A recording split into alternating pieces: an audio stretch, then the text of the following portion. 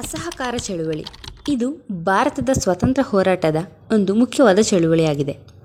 ಗಾಂಧೀಜಿ ಬ್ರಿಟಿಷರ ವಿರುದ್ಧ 1920ರಲ್ಲಿ ಅಸಹಕಾರ ಚಳುವಳಿಗೆ ಕರೆ ಕೊಡ್ತಾರೆ.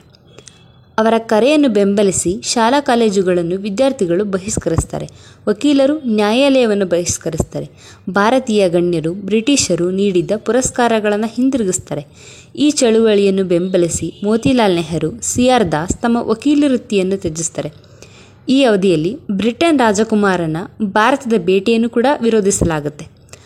ರಾಜಕುಮಾರನ ಭೇಟಿಯ ವಿರುದ್ಧವಾಗಿ ದೇಶಾದ್ಯಂತ ಹಲವು ಹೋರಾಟಗಳು ನಡೆಯುತ್ತವೆ.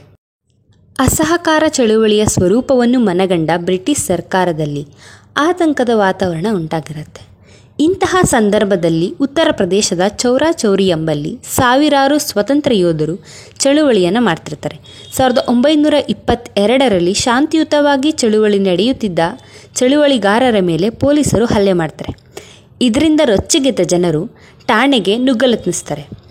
ಪೊಲೀಸರು ಆ ಚಳುವಳಿಗಾರರ ಮೇಲೆ ಗೋಲಿಬಾರ್ ನಡೆಸ್ತಾರೆ, ಅಂದರೆ ಶೂಟ್ ಮಾಡ್ತಾರೆ. ನಂತರ ಪೊಲೀಸರ ಬಳಿ ಇದ್ದ ಶಸ್ತ್ರಾಸ್ತ್ರಗಳು ಖಾಲಿಯಾಗುತ್ತೆ. ಈ ಒಂದು ಕಾರಣದಿಂದಾಗಿ ಪೊಲೀಸರು ಠಾಣೆಯೊಳಗೆ ಓಡೋಗ್ತಾರೆ.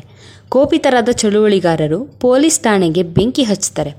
ಇದರಿಂದ ಪೊಲೀಸ್ ಠಾಣೆಯೊಳಗಿದ್ದ 22 ಜನ ಪೊಲೀಸರು ಸಜೀವ ದಹನವಾಗ್ತಾರೆ. ಈ ಒಂದು ಘಟನೆಯನ್ನು ಇತಿಹಾಸದಲ್ಲಿ ಚೌರಿ ಚೌರ ಘಟನೆ ಅಂತೇಳಿ ಕರೆಯಲಾಗಿದೆ. ಈ ಘಟನೆ ನಡೆದ ನಂತರದಲ್ಲಿ ಗಾಂಧೀಜಿಯವರು ಚಳುವಳಿಗಾರರ ಹಿಂಸಾತ್ಮಕ ವರ್ತನೆಗಾಗಿ ವಿಷಾದವನ್ನು ವ್ಯಕ್ತಪಡಿಸಿ ಚಳುವಳಿಯನ್ನು ಹಿಂತೆಗೆದುಕೊಳ್ತಾರೆ. ಬ್ರಿಟಿಷ್ ಸರ್ಕಾರ ಈ ಹಿಂಸಾತ್ಮಕ ಘಟನೆಗೆ ಗಾಂಧೀಜಿಯವರನ್ನು ಹೊಣೆಗಾರರನ್ನಾಗಿಸುತ್ತೆ. ಸರ್ಕಾರವು ಅವರಿಗೆ 6 ವರ್ಷಗಳ ಕಾಲ ಸೆರೆಮನೆ ವಾಸವನ್ನು ಕೂಡ ವಿಧಿಸುತ್ತೆ. ಆದರೆ 1924ರಲ್ಲಿ ಅನಾರೋಗ್ಯದಿಂದ ಗಾಂಧೀಜಿಯವರನ್ನು ಸರ್ಕಾರವು ಬಿಡುಗಡೆಗೊಳಿಸುತ್ತೆ.